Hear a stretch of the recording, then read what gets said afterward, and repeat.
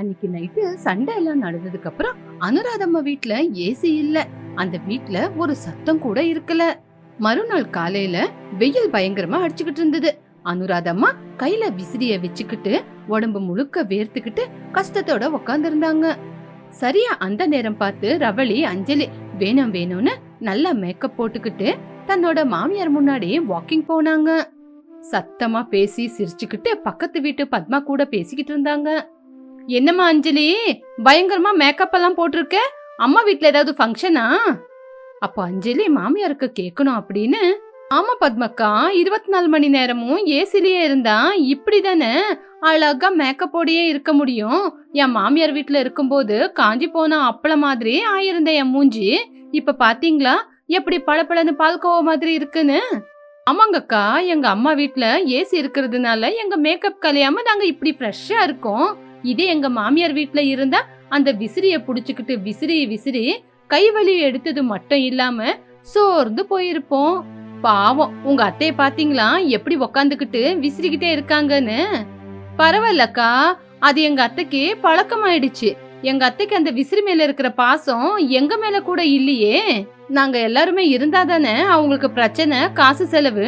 இப்ப யாருமே இல்லாம தனியா உக்காந்துக்கிட்டு எந்த செலவும் இல்லாம சந்தோஷமா தானே இருக்காங்க.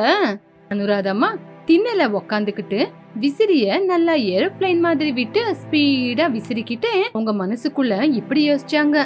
ஏண்டி அஞ்சலி, உங்க அம்மா வீடு பக்கத்திலே இருக்குன்னு ஏசில போய் நல்ல ஜம்முன்னு இருந்துகிட்டு என்னையே எகத்தாளமா பேசிக்கிட்டு இருக்கீங்களா?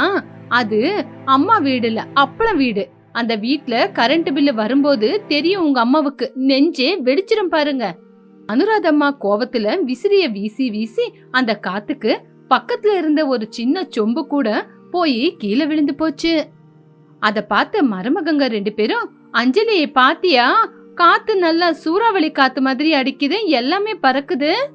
அனுராதம்மா சிக்கனமா இருக்கணும் அப்படின்னு யோசிச்சு யோசிச்சு சிக்கனத்தோடையும் கஷ்டப்பட்டுக்கிட்டு விசிறிய வீசிக்கிட்டே உக்காந்தாங்க.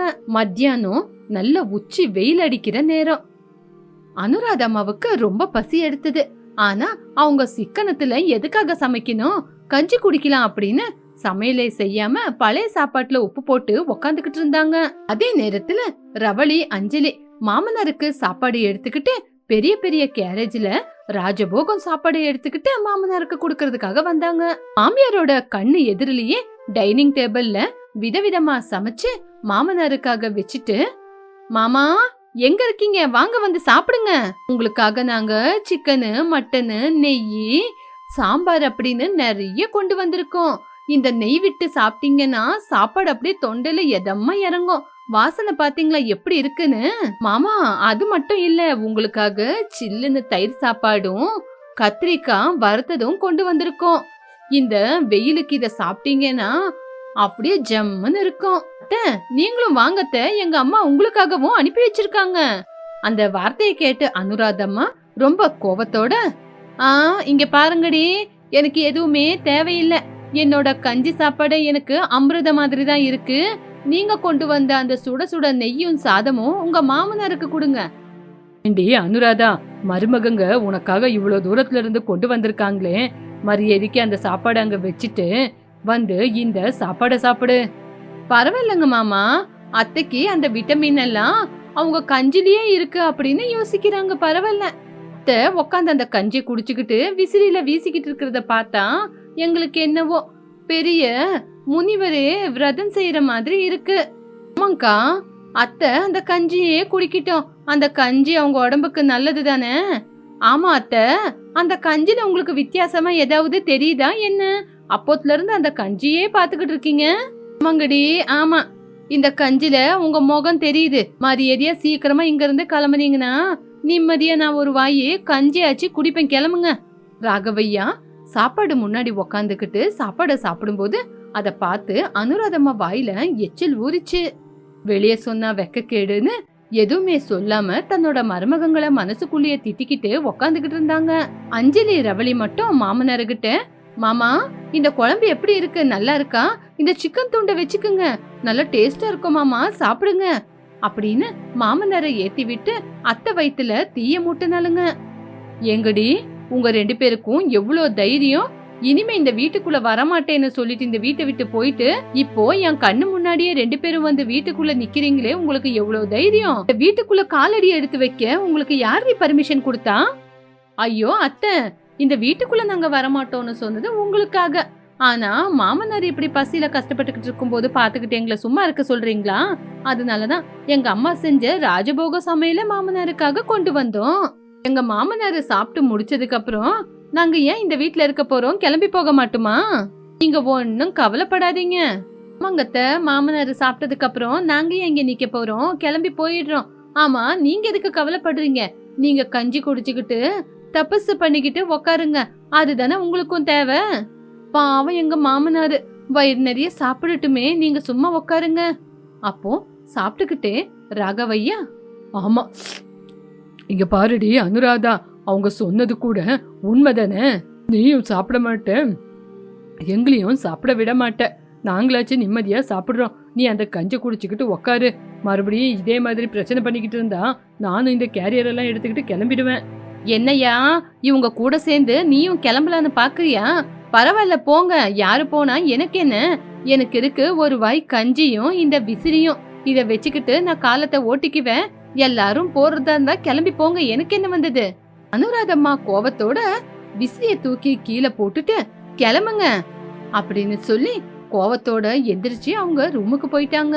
அத பார்த்து மருமகங்க 2 பேரும் சிரிச்சுக்கிட்டு இருந்தாங்க.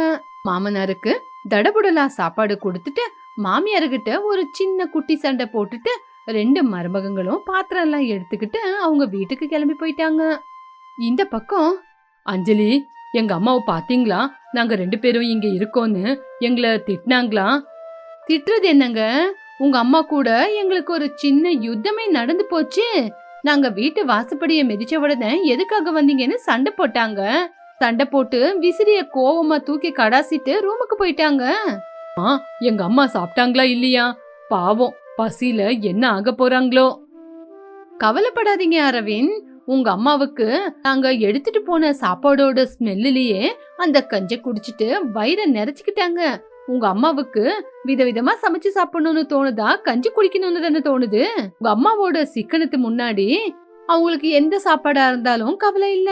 ஐயோ, எங்க அம்மா மனசு எப்ப மாறுமோ என்னவோ. அவங்களும் சாப்பிட மாட்டாங்க, நம்மளையும் சாப்பிட விட மாட்டாங்க. இப்படியே இருந்தா சரிப்பட்டு வராது. எங்க அம்மா மனச சீக்கிரமா மாத்தியாகணும். அரவிந்த், அம்மா இப்படியே இருந்தா சரிப்பட்டு வராது. அவங்க மனசு மாறுற மாதிரி, அவங்களாவே வந்து நம்மள கூப்பிடுற மாதிரி நம்ம தான் ஏதாவது ஏற்பாடு பண்ணணும். ஆமாங்க, அத பத்தி தான் நானும் யோசிக்கிறேன். உங்க அம்மா எப்பவுமே மாற மாட்டாங்க. அவங்களுக்கு இருக்கிற பலகீனம் என்னன்னு தெரியுமா? சிக்கனம். இப்ப அந்த சிக்கனத்தையே நம்ம ஆயுதமா மாத்தி ஆகணும்.